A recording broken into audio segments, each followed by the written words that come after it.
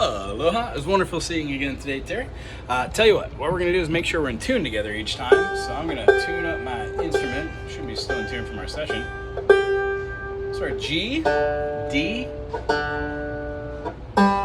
G again, B, and then D again. So our two Ds, our 4 and 1, our two Gs, our 3 and our 5, and then our B. What I would say is going to the 5th fret on the D string is the same as the open note above it. So you can do a fine tune by playing this one at your normal pressing down on your 3rd finger, or pinky, whatever's clever. And then while holding that, play the other open note, and if they're 2 off, which is a little bit off, fine tune the one above it. Hear how I just scooped up?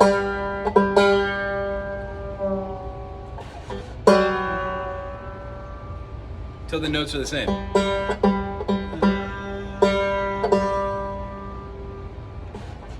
Nice. And then on the 4th fret on the G string gives you the B. And all I'm doing is fine tuning. So each note sounds the same as soon as I apply pressure. And then the B at the 3rd fret gives you your high D. Then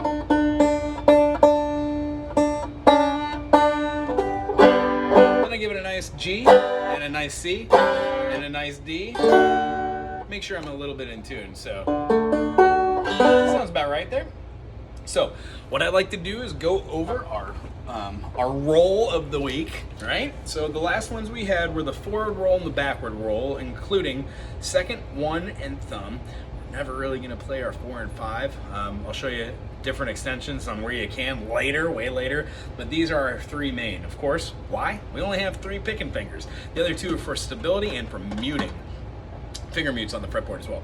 So when we're going through this, we see our D, our G, our D, B, and our G as being the main 4, and then our 5 is the high G, which resonates all over. So with our picking pattern, we're going to have our thumb play the G note. So we've got a 3 on the G. Our index is going to play the B string. Our thumb's going to come all the way down here for the 5, and then our middle finger is going to play the up top D. At that point, we have 4 notes. Let's just try those together. Ready? Thumb, index, thumb, middle, thumb, index, thumb, middle. Really close here. We've got thumb, index, thumb, middle. If I played down here, I'd be playing right below the remo. So thumb, index, thumb, index, thumb, middle. Looking like boom, boom, boom.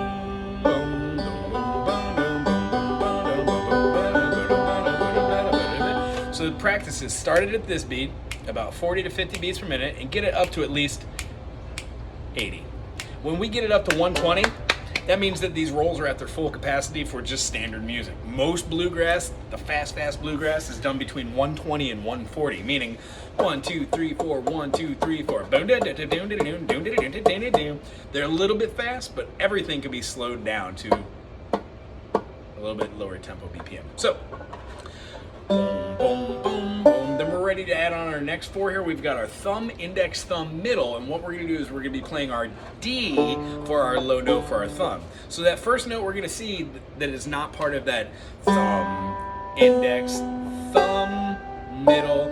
The next one is our thumb. It drops down on the D. We're also going to be using our index right after that to play the 2nd string, which is our B, so D to B. And then we're going to be having our thumb play the high G again, and then end with our middle finger playing the top string. In its entirety, I break it into 4 and 4. But when we practice it all together, you'll see why we break it into the 4 and 4. So the first 4-part roll is thumb, index, thumb, middle. Then we're going to be going down to the D note to do our thumb. Our index finger is going to be playing the B note as well. And then we're going to go back to the thumb for the 5th fret, and then middle. The whole thing's going to look like this.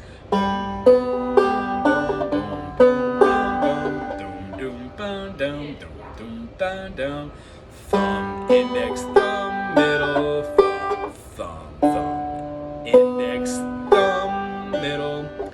So essentially, Let's do it down here so you can see it.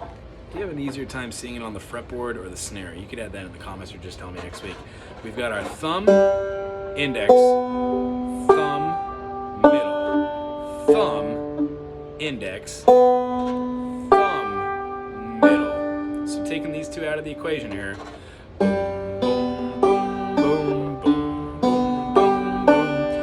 After it's all said and done, I would say that this one is probably the most standard heard one besides the forward roll. The forward roll, the one that we've already gotten down.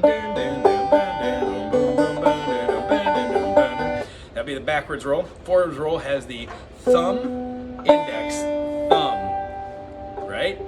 Then it moves through. Thumb, thumb, thumb. In this fashion, you can see how this alternating thumb roll incorporates that. It just has a switch to the D note and then back to the G, giving us 8 notes. The first of 4 being the G, D, G, D. Then we've got D, B, G, D, alternating those fingers. So remember, thumb, index, thumb, middle, thumb, index, thumb, middle. Okay? 2, 3, 4.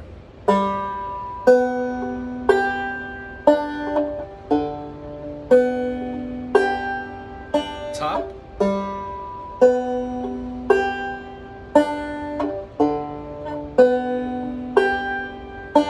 Top.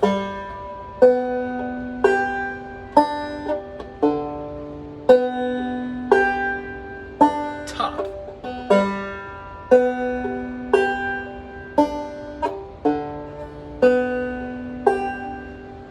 So follow that. The next appropriate speed would be like a.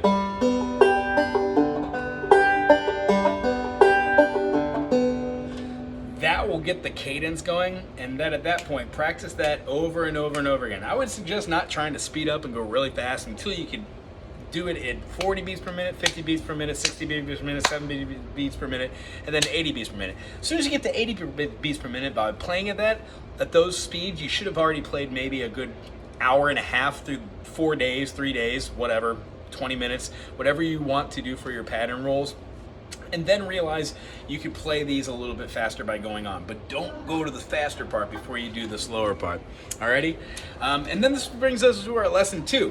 The chords we've covered thus far would be the G major, open. We have the C major by putting our first finger on the first fret of the B string, second finger on the D string, the fourth string, and then our third finger all the way bookending on the second fret as well to catch that same D note, but it's now going to be an E. Just like here. In the key of C, my second finger and my third finger are playing the E note. My first finger is playing the C note, the 1, and then this open G, of course, is the 5th. 1, 3, 5 gives us a C major. Our C minor was used by making sure that that third gets flattened from a to a. I find this chord easier to play with my second finger. Beep boop. Playing the low D string, and then these two. And as I said, if you're really gonna knock this out of the park, you can play one finger and then use another finger just to play those two notes together. It makes it a little easier in the long run because you can see how playing that structure here would lead to an easier way of playing this. It's still a minor, except I'm using it in second fingering, which comes from one finger down here and then this finger covering both. When I scoot it up, as we were talking about, they just keep moving up the fretboard. So, which brings us to lesson 2 today. When we play G major, these open notes, we have our G, B, and D. Of course, because those are the notes on the banjo. As soon as I scoot that up to a G sharp, a C, and a D sharp, it turns into a G sharp major, and then a major, B flat major, B major. What we're not going to want to do is have this G note ringing through the whole thing. So when we're practicing our right hand technique, we want to make sure that we're attacking our G, our G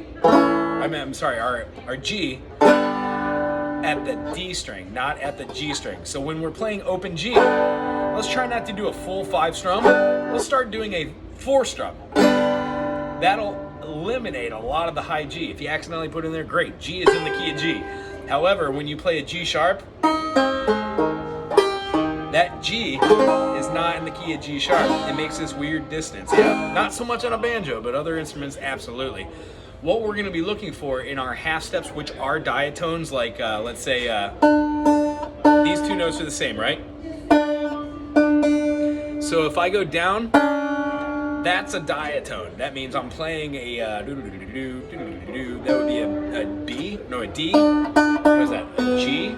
So B, C, C sharp, D. I'm playing a D and a D note, and then I'm playing a C sharp with that D. Now with banjo, it's perfect. Any other instrument, it gives you that weird dissonance. But watch what happens when you do a single slide on top of. That's our signature banjo tone. So if we have,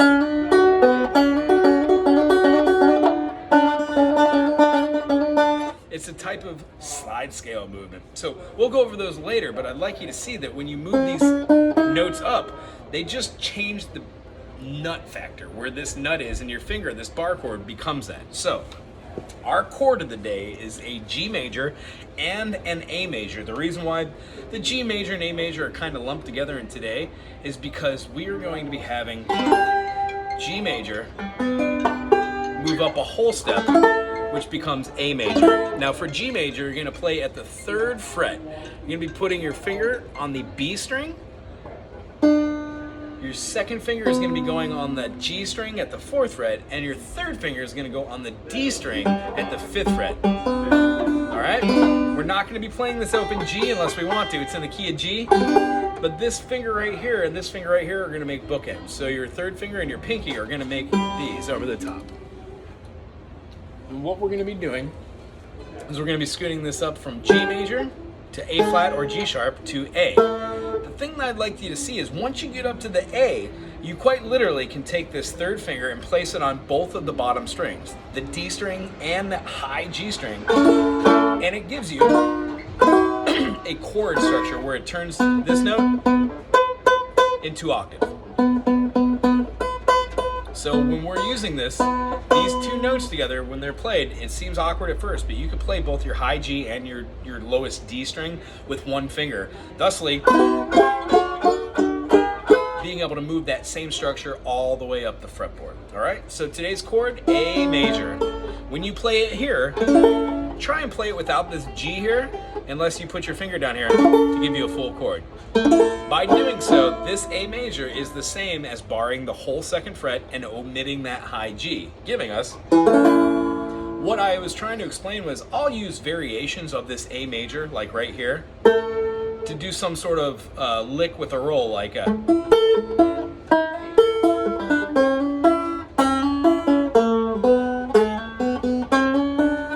something in that variation, but it comes out of an A major, going down a half step, and a slide in. I don't have to do the whole chord. So how about a just one of our rolls?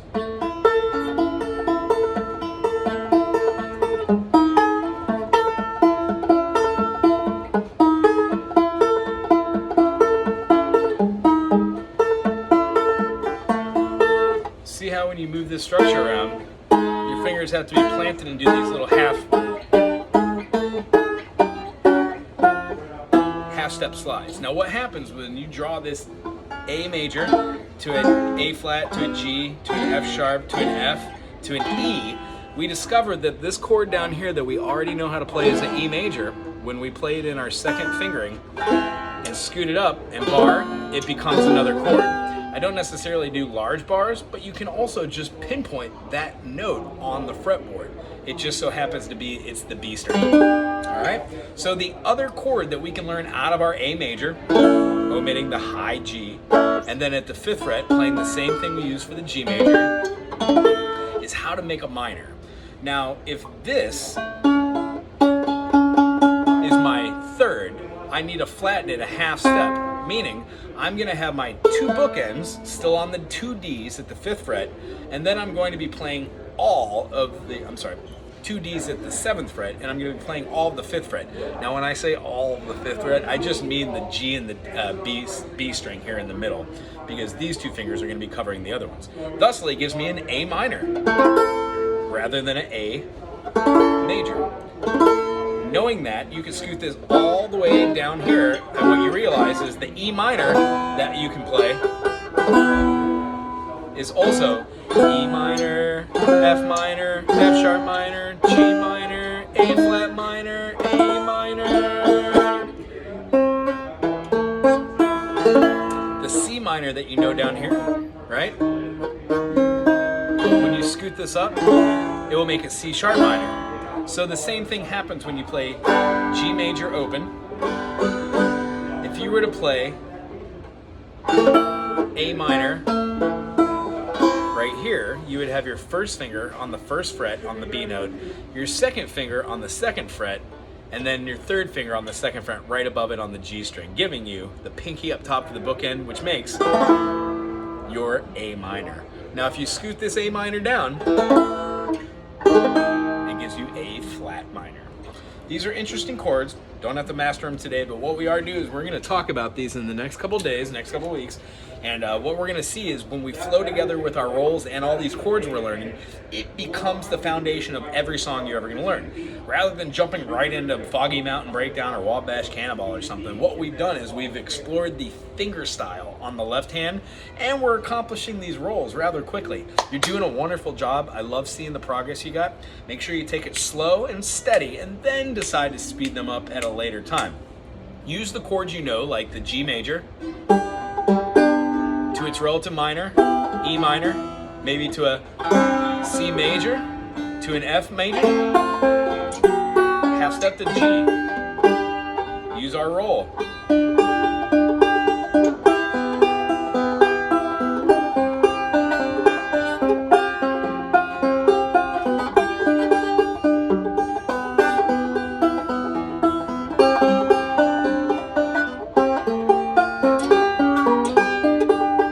This will be a G major to an E minor,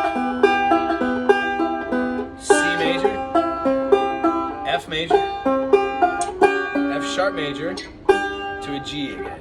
That whole process, if we go slow,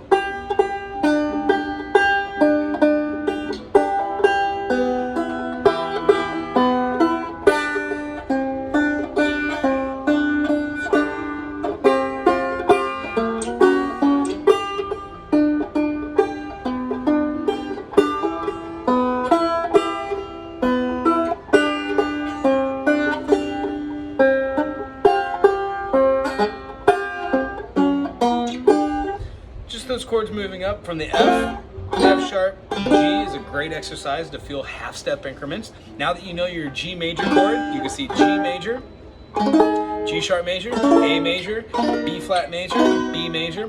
So what we're going to do is compare how a C major at the 5th fret can be like a C major at the 1st fret. How an A major at the 2nd fret can be an A major at the 5th fret. We're going to make sure that we see these chords, and lo and behold, there's a 3rd set up here that also is your A that we'll discuss next week. Between the original A, 1st inversion, our 2nd version A, and then our 3rd inversion A, we have every one of our A's and then the octave A again. Meaning you have learned all your inversions and the pattern style for that. So it's not necessarily learning the notes themselves for these chords, it's just knowing that the patterns we're learning are movable. Other than that, we're going to jump into a bluegrass tune next week and put these rolls to practical use. It was good seeing you, and I'll see you next week. Aloha.